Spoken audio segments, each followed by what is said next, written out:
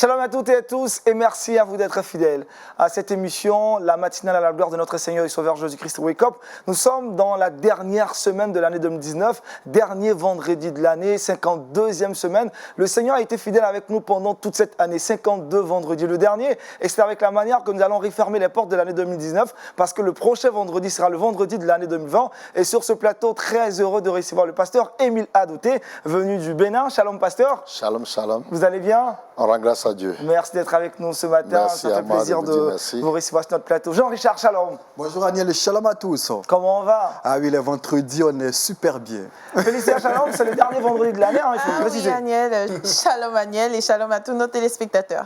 Waouh. Ancien Namke, il est chantre, il est membre du groupe Testimony of Jesus. Shalom. Shalom Daniel. Vous allez bien? Ça va pas le raser. D'accord, enfin un coucou également à notre instrumentiste qui est sur le plateau, membre du groupe aussi, Testimony of Jesus. Jean-Richard, avec toi, on parlera de quoi aujourd'hui pour ce dernier vendredi? Quels sont les thèmes qui ont été choisis?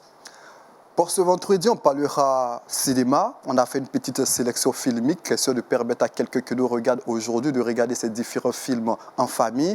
Et notre choix s'est porté notamment sur les plus gros succès de l'année 2019. Il y a des films qui sont sortis notamment en 2018, mais qui ont connu également le succès en 2019. On en parlera. Question de vous permettre, pourquoi pas, de les regarder soit avec un ami, question d'édifier sa foi. Et puis pour le saviez-vous, on va parler de la Bible, notamment le verset biblique le plus lu de l'année 2019. On en parlera. Avant d'avoir la réponse, on fera un quiz sur ce plateau, savoir quel est ce verset. Juste à côté, Félicia, on parlera de quoi aujourd'hui?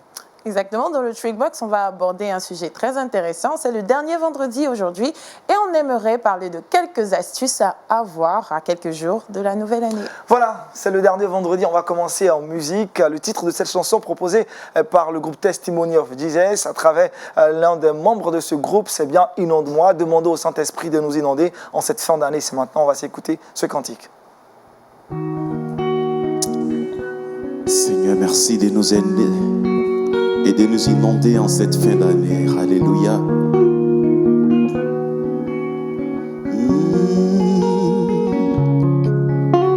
Sonde-moi, consolateur, brise en moi toute chaîne, fais briller sur moi la gloire de Dieu.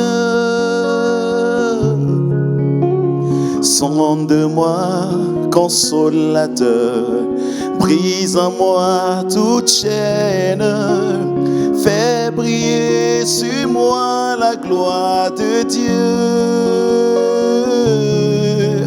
Inonde-moi, Saint-Esprit, inonde-moi de toi.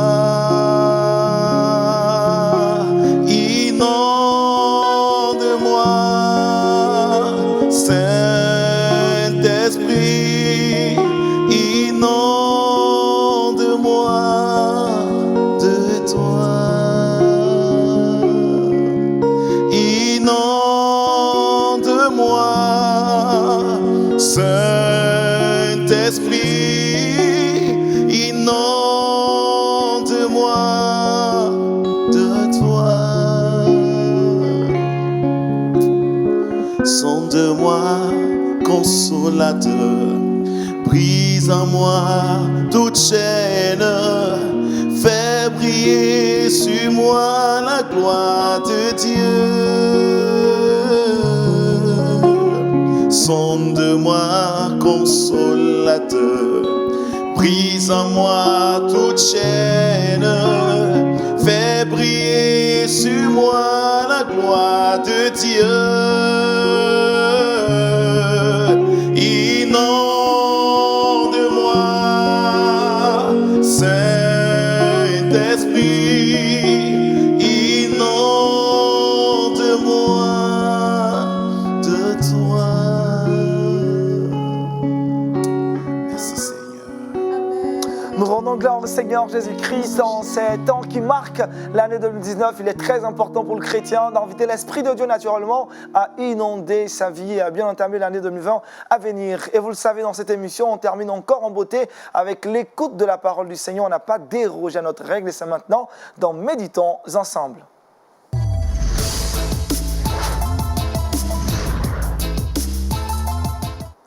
Ce Ce matin, le pasteur Émile Adoté a une très bonne part pour nous. Vous avez assez demeuré sur cette montagne, et le thème qu'il aborde maintenant dans la méditation. Allez-y, pasteur. Merci beaucoup. Nous allons méditer dans Deutéronome chapitre 1, à partir du verset 4 jusqu'au verset 8. Je lis. C'était après qu'il eut battu Sion, roi des Amoréens, qui habitait à Hesbon, et Og, roi des Bassins, qui habitait à Estraroth et à Édréi, de l'autre côté du Jourdain, dans le pays de Moab. Moïse commença à expliquer cette loi et dit, l'Éternel, notre Dieu, nous a parlé à Horeb en disant, vous avez assez demeuré dans cette montagne. Tournez-vous et partez, allez à la montagne des Amoréens et dans tout le voisinage, dans la plaine, sur la montagne, dans la vallée, dans le midi, sur le côté de la mer, au pays des Cananéens et au Liban, jusqu'au grand fleuve, au fleuve d'Euphrate. Voyez, j'ai mis le pays devant vous. Allez et prenez possession du pays que l'Éternel a juré à vos pères, Abraham, Isaac et Jacob, de donner à eux et à leur postérité après eux. Amen. Amen. Que le Seigneur bénisse sa parole dans nos cœurs. Amen. Et que ceux-là, de loin comme de près, qui l'entendent, soient réellement arrosés au nom de Jésus. Amen. Vous avez assez demeuré dans cette montagne. Là, il s'agissait du peuple de Dieu qui était en esclavage en Égypte pendant plus de 400 ans, 430 et quelques. Et un jour, Dieu va libérer ce peuple. Et c'était avec victoire que ce peuple a quitté l'Égypte pour Canaan. Sur le chemin, ils avaient connu pas mal d'obstacles et pas mal de difficultés et pas mal de guerres. Ce qui est normal parce que Dieu même a jugé bon de faire traverser ce désert son peuple afin de lui accorder plusieurs choses en ce qui concerne sa formation. Alors, qu'est-ce qui s'est passé? Le peuple était arrivé à un niveau donné où il y avait des peuples païens qui se préparaient à lui livrer la guerre. Mais ils n'ont pas eu peur. Sur le chemin, ils ont pu affronter ce peuple et Dieu leur a donné la victoire. C'était après qu'il eut battu Sion, roi des Amoréens. Ils ont coupé la tête. Ce roi qui habitait à Hesbon et Og, roi des Bassins, qui habitait à Asharoth et à Édréi. Alors, face à cette victoire, le peuple était tellement content parce que le peuple n'espérait pas la victoire. Et le peuple avait peur de ces deux rois et se demandait comment faire pour avancer et traverser alors les villes de ces rois-là. Mais l'Éternel a accordé la victoire au peuple d'Israël dans le désert et la victoire était tellement grande. Et quand cette victoire leur a été accordée, le peuple est resté stationnant. Le peuple n'a plus voulu continuer son chemin. Alors qu'il n'est pas arrivé encore à sa destination, Dieu les voulait encore devant. Nous adorons un Dieu de progrès, un Dieu qui fait avancer les choses. Il n'est pas un Dieu qui se stationne à un endroit donné. C'est un Dieu de progrès.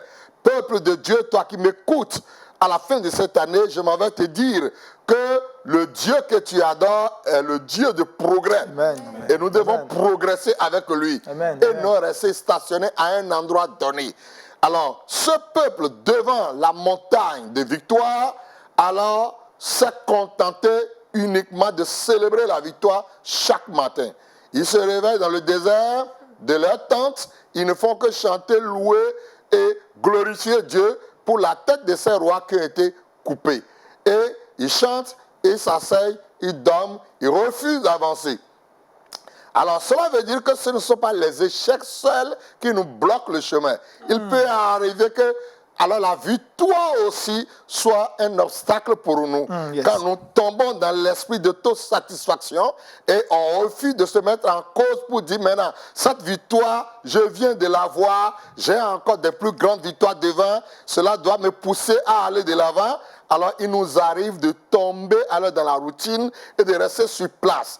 Et c'est ce que Dieu a commencé par reprocher à son peuple. Attention à des victoires qui arrêtent votre marche ou des défaites qui bloquent votre marche. Donc, c'est deux choses. Il y a deux sortes de montagnes dans la vie de l'homme. Il y a la montagne de victoire. Et tout le monde cherche cette montagne-là. Et tout le monde veut que ce soit cette montagne qu'on rencontre partout dans la vie chrétienne. Et moi-même, je suis persuadé que si on me demandait quelles sont les montagnes tu veux, je veux de la montagne de la victoire. Tout le monde veut la montagne de victoire. Mais il y a aussi un danger dans cette montagne et nos yeux ne sont pas souvent ouverts là-dessus. C'est qu'on peut rester sur place à célébrer une victoire éternellement et qu'on oublie les plus grandes victoires qui nous attendent devant. Et Dieu dit à Moïse, dit à ce peuple, vous avez assez demeuré dans cette montagne. Vous n'êtes pas arrivé au point final. J'ai encore des choses à vous enseigner et vous n'avez rien vu encore. Il y a des plus grandes victoires qui vous attendent devant. Alors pourquoi vous stationnez ici et vous contentez de tourner en rond et de célébrer cette victoire tout le temps et vous êtes en train de vous déconnecter de mon plan pour votre vie. Alors il y a quelqu'un qui se déconnecte du plan de Dieu dans sa vie et il croyait que vraiment c'est déjà beaucoup. Ce que Dieu a fait dans sa vie, c'est déjà trop, au point où il est satisfait de cela, il est resté sur place, oubliant qu'il y a des grandes victoires qui attendent devant. Il y a des gens qui rencontrent la montagne de la défaite. Et c'est cette montagne-là que nous connaissons tous. Et on prie beaucoup, surtout vers la fin de l'année, il y a des gens qui veulent quitter cette montagne pour entrer dans la montagne de victoire dans l'année 2020. Parce que cette montagne d'échecs, cette montagne de maladies, cette montagne de célibat, cette montagne de dettes, cette montagne vraiment de problèmes, de difficultés ici et là, de chômage, les gens veulent quitter cette montagne. Et c'est la montagne là souvent que les gens regardent. Et parfois, ils sont bloqués par la montagne en pleurant, en criant, en se demandant, c'est quand mon tour, Seigneur? Quand est-ce que je quitterai cette situation? Quand est-ce que je passerai alors de l'autre bord? Alors, les questions se posent de gauche à droite. Mais je voudrais vous rassurer que le Seigneur que vous adorez est un Seigneur du progrès. Amen, amen. Et il vous accordera ce progrès au nom de Jésus-Christ. Amen, Donc, amen. cette montagne qui nous concerne ici, ce matin, c'est la montagne de victoire.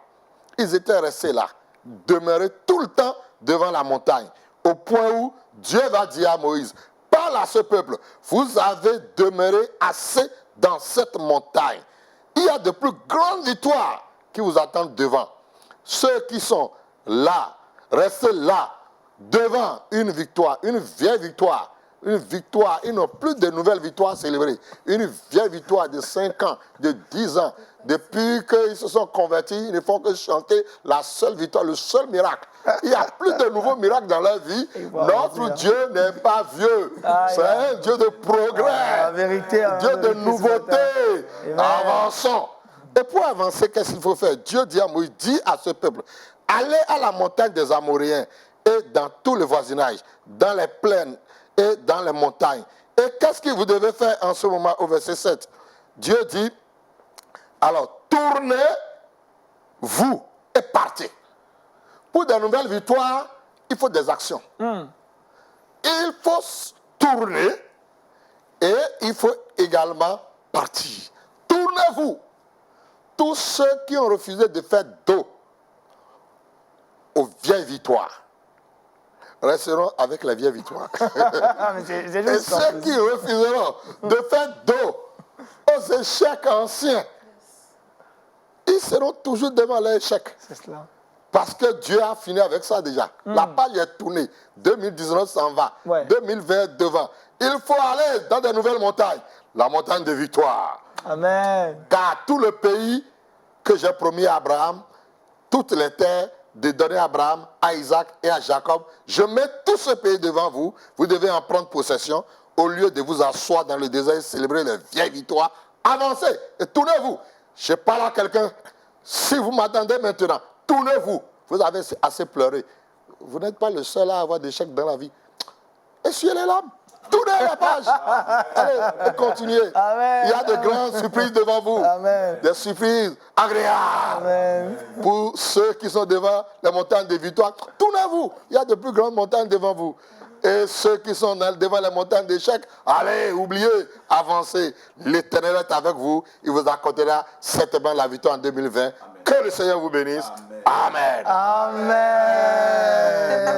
Un message puissant pour ces derniers vendredis. Le pasteur a été clair. Mais pasteur, est-ce que c'est facile de quitter dans cette montagne de victoire? Ou qu'est-ce qu'il faut pour quitter la montagne de victoire et ne pas dormir sur ses lauriers? Oui, après chaque victoire, il faut envisager de plus grandes victoires encore devant soi. Alors, on doit être animé de cette pensée tous les jours. Il ne faut pas dire que, comme j'ai eu cette victoire-là, je vais célébrer.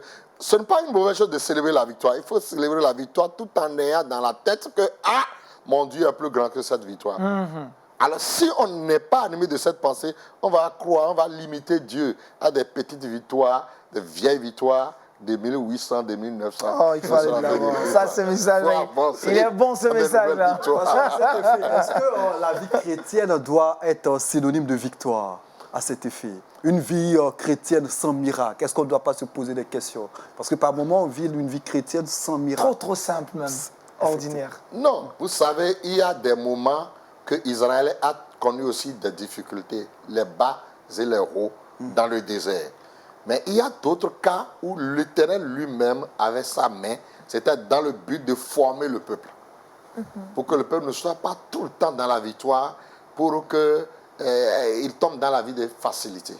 Dieu, parfois, demande au peuple de traverser le désert, de faire face à Mara, l'eau amère, que Dieu a transformé par la suite en une eau douce. Très douce. Ça arrive.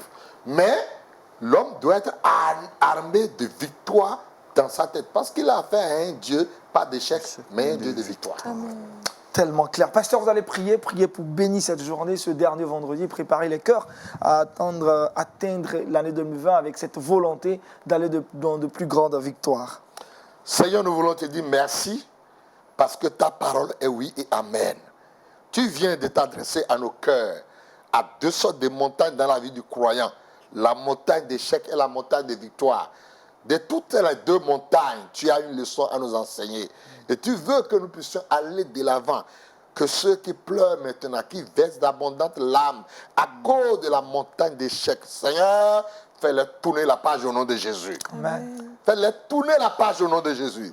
Et ceux-là qui sont tombés dans l'esprit de toute satisfaction parce qu'ils sont devant la montagne de victoire, ils n'ont plus de nouvelles victoires dans leur vie. Ils ne font que célébrer, Seigneur, des vieilles victoires passées.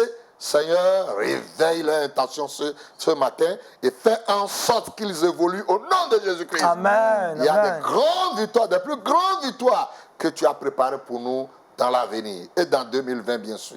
Que toute la gloire te soit rendue. Au nom de Jésus nous avons prié.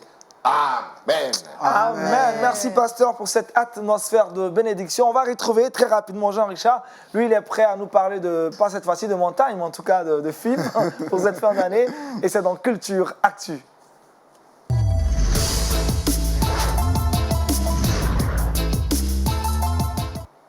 Jean-Richard, on revient sur les plus gros succès filmiques de l'année 2019. Effectivement, merci Aniel. Aujourd'hui, nous sommes encore en 2019, mais 2019 s'achemine tout doucement vers sa finitude. Dans quelques jours seulement, ça sera l'année 2020.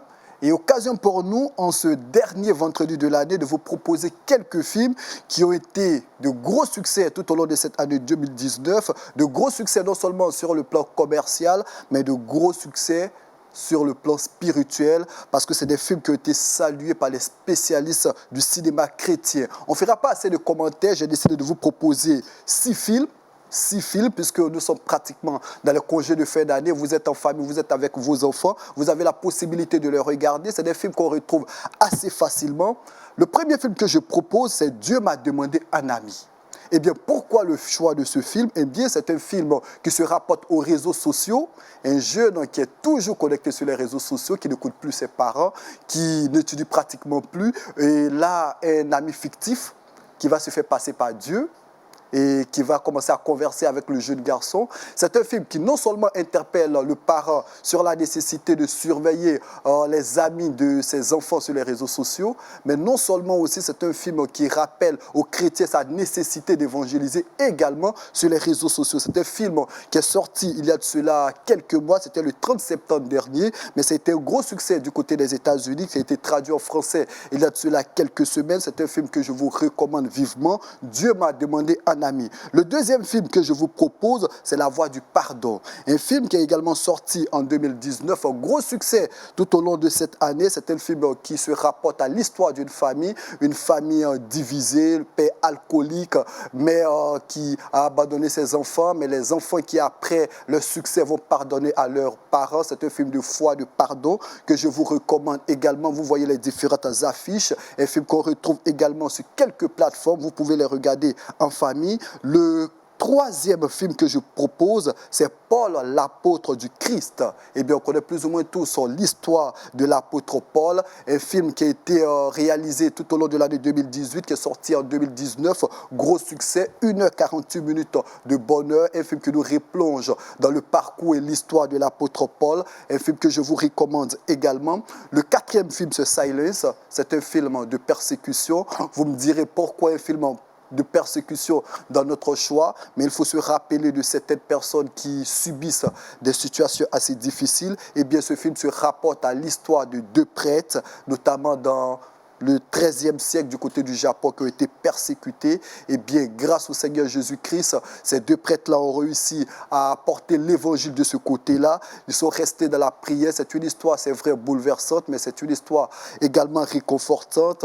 Ça nous interpelle. C'est vrai que nous avons la possibilité d'exprimer notre attachement à Jésus-Christ, de prier comme on veut. On a la possibilité d'aller à l'église, mais il faut se rappeler que dans certaines contrées du monde, il y a des personnes qui peinent véritablement à parler de Christ. C'est pourquoi le choix de ces films a fait que cette fin d'année, nous puissions, pourquoi pas, nous souvenir de ces personnes-là qui subissent la persécution dans certaines contrées du monde. Gros succès, Silence, plusieurs millions d'entrées au box-office. Et puis, le cinquième film, c'est Dieu n'est pas mort. C'est une série qu'on connaît plus ou moins tous. La première sortie de Dieu n'est pas mort, c'était le 21 mars 2014. Gros succès, 60 millions d'entrées au box-office. Et puis, on se rappelle que le 1er avril 2016, le Dieu n'est pas mort, Dieu n'est pas mort 2 était sorti avec également un gros succès. Et puis, depuis quelques mois, le Dieu n'est pas mort 3 est sorti, gros succès tout au long de cette année 2019. C'est un film qui a cristallisé également l'attention, que ce soit aux États-Unis, en France et même en Afrique. Vous avez la possibilité de regarder également ce film. Et puis le dernier film de cette sélection que je propose, vous le voyez, c'est Emmanuel. Emmanuel qui revient sur l'histoire difficile de cette église méthodiste du côté des États-Unis où un progressiste blanc est rentré dans cette église et a tué plus de 9 personnes. Histoire bouleversante, histoire assez difficile. C'est un film documentaire qui revient sur cette histoire, mais qui montre la nécessité d'accorder par moment son pardon à quelqu'un qui nous a fait du tort. C'est tellement que en cette année 2019, quelqu'un nous a écorché vif, quelqu'un nous a insulté, quelqu'un nous a mal parlé. Eh bien, je vous recommande ce film qui pourra, pourquoi pas, vous aider à pardonner à quelqu'un qui vous a fait du tort. Allez, voici donc ces différents films que je t'ai à proposer. Dieu m'a demandé un ami, un film qui se rapporte, pourquoi pas, aux réseaux sociaux aujourd'hui. La nécessité pour le chrétien d'être un peu focus sur les réseaux sociaux également, parce que par moment nos enfants sont là-bas. On peut évangéliser également là-bas. Silence qui rapporte l'histoire de persécution, Paul, l'apôtre du Christ, Emmanuel, La Voix du pardon et surtout Dieu n'est pas mort 3. Merci Jean-Richard, il a été très long, 6 films, c'est un peu une montagne, une montagne de films. Pasteur, c'est toujours impressionnant en tant que chrétien de regarder aussi des films en famille avec des amis. Bien sûr, il y a des films qui éduquent beaucoup et on doit les recommander à la famille. Vous regardez souvent les films, vous et Je regarde vos les enfants? Films. Oui, bien. Madame à côté, les enfants. C'est ça, Et on fait des commentaires. Des commentaires, c'est surtout les commentaires. Monsieur Niamke, vous? On dira Niamke. Pareillement, par moment, toute la famille se retrouve autour de la télévision pour regarder certains films et puis en tirer des leçons. Et en tant que chanteur, ça inspire aussi? Oui, effectivement. Merci Jean-Richard. Autre chose à rajouter, Jean-Richard? Juste rappeler assez rapidement les titres. Dieu m'a demandé un ami, vous le voyez. Silence, Paul, apôtre du Christ, Emmanuel qui rapporte l'histoire de Charleston, La Voix du pardon, Dieu n'est pas mort 3, les films que vous pouvez retrouver assez facilement sur quelques plateformes. Je vous les recommande vivement en cette fin d'année. En tout cas, Jean-Richard, merci. Pendant 52 semaines, tu nous as proposé de très bons films et les téléspectateurs sont très heureux. En tout cas, on te dit merci pour tout ce travail abattu. On va maintenant s'intéresser à notre invité du jour. Vous le savez, les vendredis, on parle des choses qui se rapportent à la musique, à la littérature, aux événements, aux concerts, aux sorties d'albums. Et aujourd'hui, avec notre invité du jour, nous parlerons du groupe Testimony of Jesus. C'est maintenant dans À l'affiche.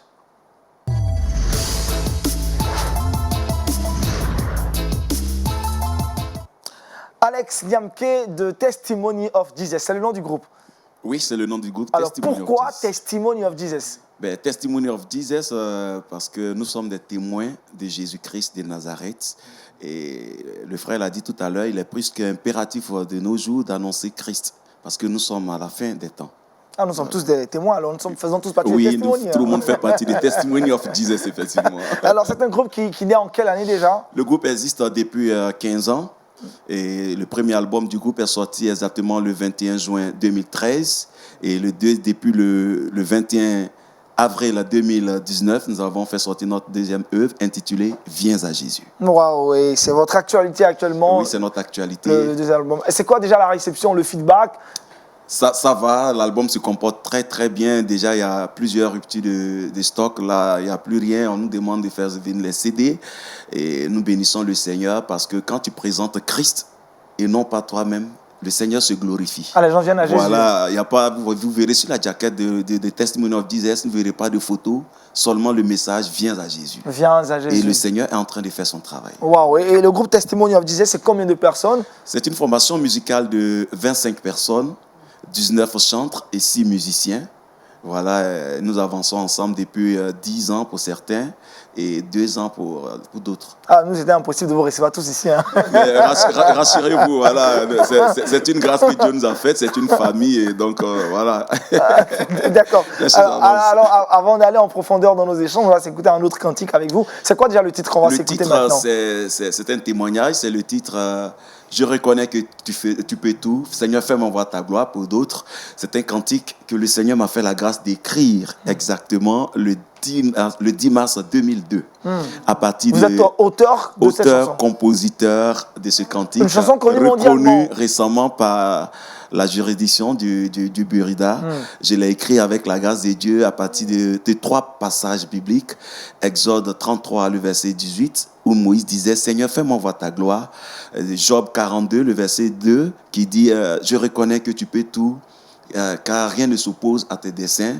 Et de Matthieu 19, le verset 26, pour rien n'est impossible à Dieu. C'est à partir de ces 3 passages-là que Dieu m'a fait la grâce d'écrire ce cantique. Dans quel contexte? Vous étiez chez vous à la maison, vous avez commencé à écrire, vous étiez en voiture. Dites-nous un peu, nous on veut savoir. On aime bien les détails. Moi j'aime bien les détails. D'accord. Sur notre plateau, on aime bien les détails. Ça s'est passé comment? Vous étiez à table ou quoi? Non, arrivé à un carrefour de ma vie, j'étais vraiment très troublé. On me demandait d'aller à l'école pastorale, alors que j'étais aussi chantre. Donc, je regardais à la télé. On avait 1 mois de jeûne dont le thème était « Seigneur, fais-moi voir ta gloire ». Et la 2e semaine, je rompais mon jeûne avant d'aller à l'église. J'ai dit « Mais Seigneur, si tu m'as appelé vraiment à ce ministère de chantre, donne-moi un cantique qui sera chanté partout dans le monde entier ».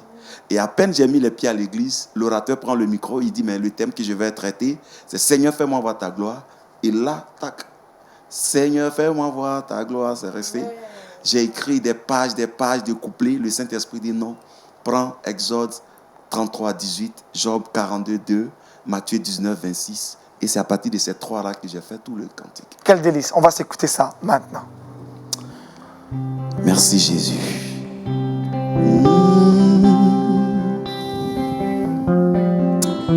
Merci Jésus. En cette fin d'année, Seigneur, nous voulons voir ta gloire sur notre vie.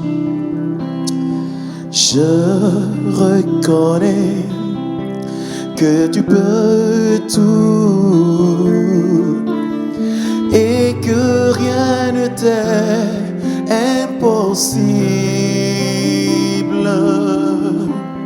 Je reconnais que tu peux tout et que rien ne t'est impossible. Seigneur, fais-moi voir ta gloire. Seigneur, fais-moi voir ta gloire. Seigneur, fais-moi voir ta gloire. Seigneur, fais-moi voir ta gloire. Ta gloire, oh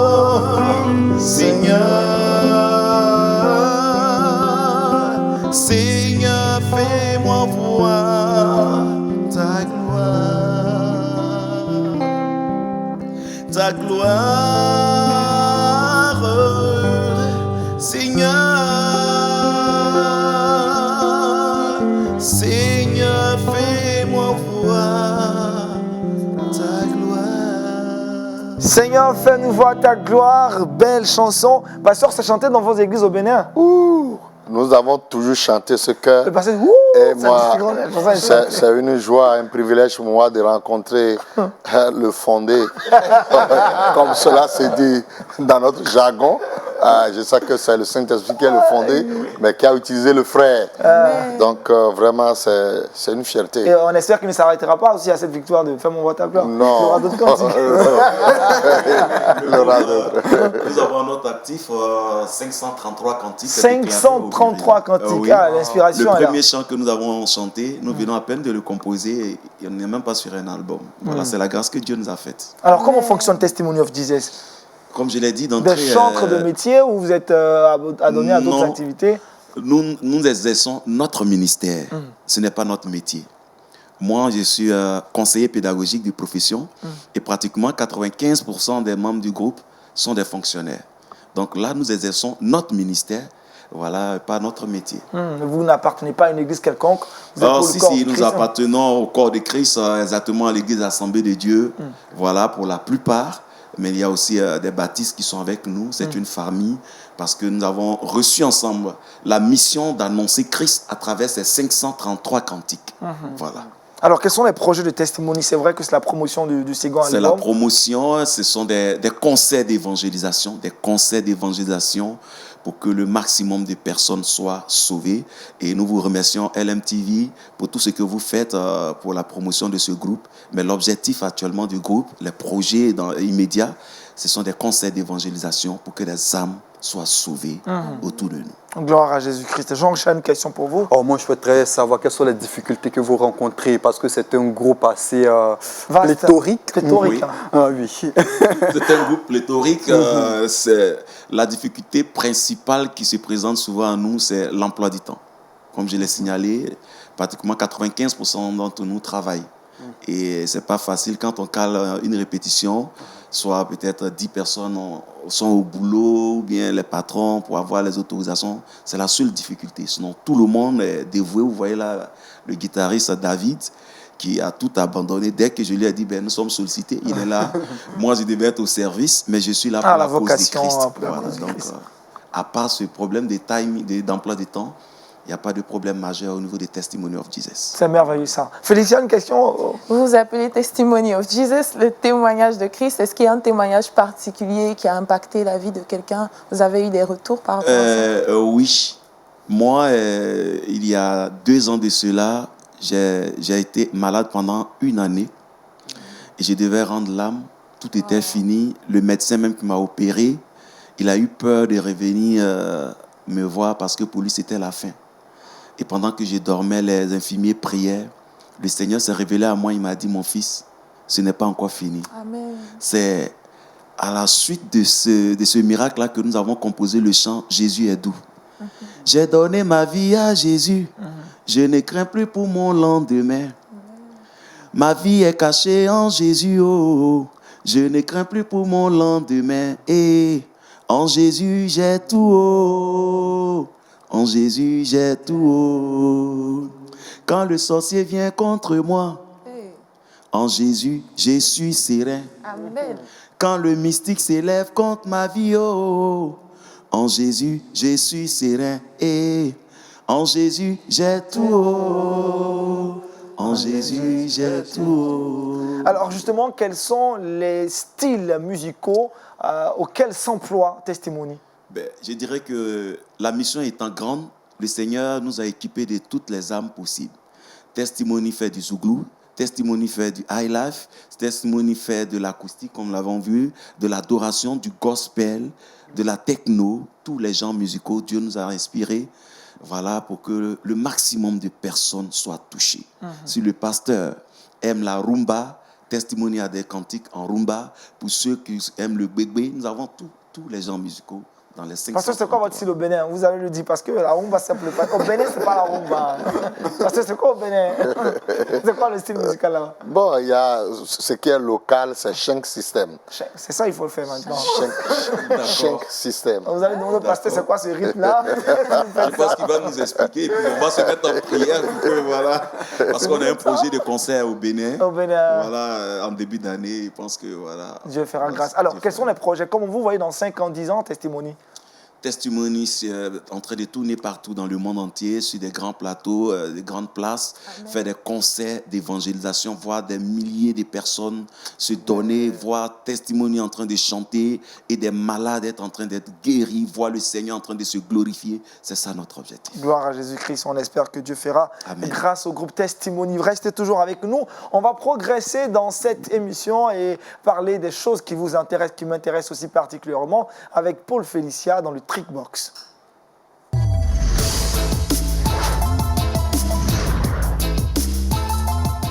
Alors, Paul Félicia, c'est la fin de l'année.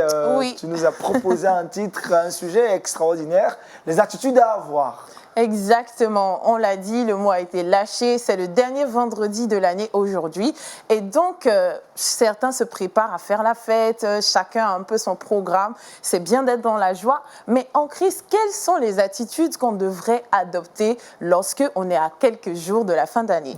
Et j'ai décidé de vous les partager aujourd'hui. La première des choses que l'on peut faire, c'est effectivement d'établir un bilan. Pourquoi est-ce que c'est important d'établir un bilan?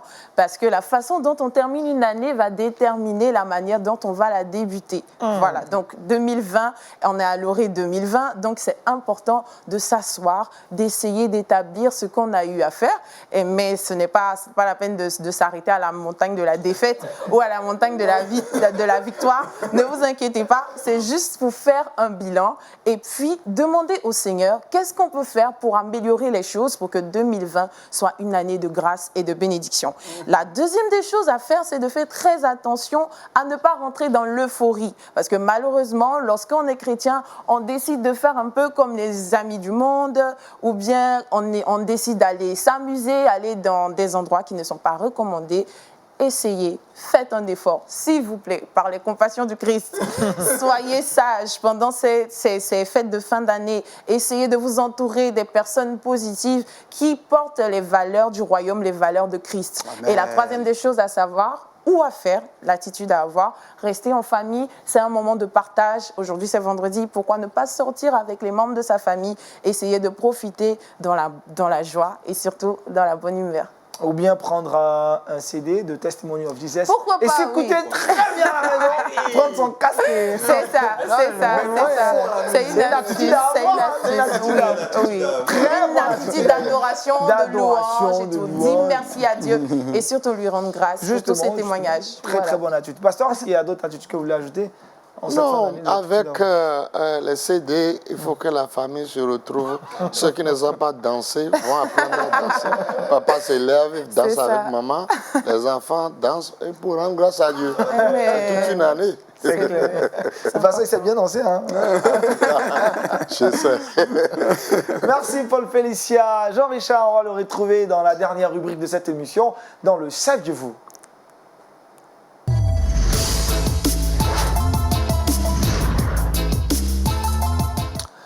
Jean-Richard, grosse question, la réponse vous l'avez. Quel est le verset le plus lu de l'année 2019?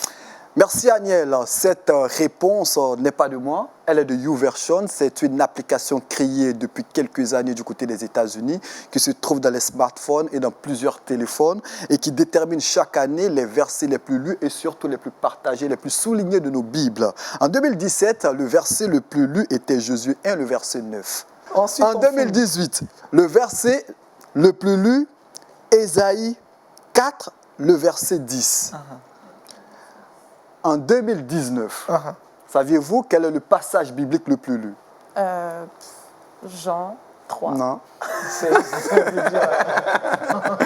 Eh bien, ce passage se trouve dans le livre de Philippiens. Philippiens 4, Merci Oh, wow, Agnès. Eh bien, selon YouVersion, l'année 2019, le verset le plus lu est Philippiens 4, le verset 6 qui dit « Ne vous inquiétez de rien, mais en toute chose, faites connaître vos besoins à Dieu par des prières et des supplications avec des actions de grâce. » Eh bien, selon YouVersion, c'est le verset le plus partagé de l'année 2019. À travers cette application, on sait que la Bible a énormément progressé dans 3 pays du monde, l'Algérie, le Tchad et le Bangladesh. Wow, bonne nouvelle. Selon YouVersion, voici les pays où la Bible a énormément progressé. Nous, on profite de l'occasion pour interpeller les uns et les autres à la lecture de la Bible en cette fin d'année. C'est juste. Alors, Alex Zemke, réaction. Philippiens 4, verset 6. Oui, mais c'est une réalité et nous croyons que ça ne fait que nous fortifier et de savoir qu'en Algérie et dans ces pays-là où la persécution bat le plein, voilà, la Bible est davantage lue et nous ne pourrons que bénir le Seigneur pour cela. Amen. Vous avez lu le verset Philippiens 4, 6 Oui, 2 fois peut-être. plusieurs fois. Plusieurs fois. Moi, je l'ai lu une dizaine de fois. Plusieurs fois. Pasteur a noté Philippiens 4, 6, le verset le plus lu. En tout cas, Impression. pour un pasteur, je crois que nous sommes dans ce verset-là tout le temps. Une réponse globalisante. Il réunit tous les pasteurs. Oui, je crois que c'est une bonne chose pour ces pays-là. L'Algérie. Ça nous interpelle, nous, pour que nous ne tombons pas dans l'autosatisfaction. Voilà, les autres pays qu'on pensait qu'ils ne sont pas à la hauteur de la méditation nous dépassent maintenant. Donc, il faut qu'on revienne à notre niveau, à chacun pour ce qui le concerne dans son pays, et se donner encore le devoir de retourner à la Bible. De retourner à la Bible, de très bonnes paroles. Paul Félicien, le verset boussole, bien avant qu'on ait le verset boussole, comme je le disais avec le groupe Testimony of Jesus, on va s'écouter un autre cantique et puis après on reviendra au verset boussole pour mettre fin à cette émission. Allez-y, Testimony of Jesus, représenté par 2 de leurs membres sur le plateau. Voilà, nous allons chanter ce cantique que nous venons de composer pour dire merci au Seigneur pour tout ce qu'il a fait pour nous durant toute l'année 2019. Alléluia.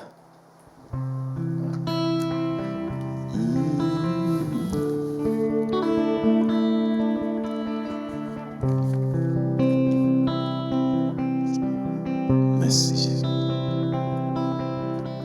Mon Jésus, tu es bon. Mon Jésus, tu es bon, mon Jésus, mon rocher, tu es bon, mon rocher, dans ton amour, tu as tant fait pour moi, dans ton amour, tu as tant fait pour moi. Mon berger, tu es bon, mon berger. Mon rocher, tu es bon, mon rocher. Dans ton amour, tu as tant fait pour moi. Dans ton amour, tu as tant fait pour moi. Mon rocher, tu es bon, mon rocher. Car si je vis, c'est toi, mon rocher. Si je respire, c'est toi, mon rocher. Dans ton amour, tu as tant fait pour moi. Dans ton amour, tu as tant fait pour moi. J'ai vu ta main agissant dans ma vie durant cette année. J'ai vu ta main agissant sur ma famille durant cette année. Mon rocher, tu es bon. Tu as tant fait pour moi. Mon Jésus, tu es bon. Tu as tant fait pour moi.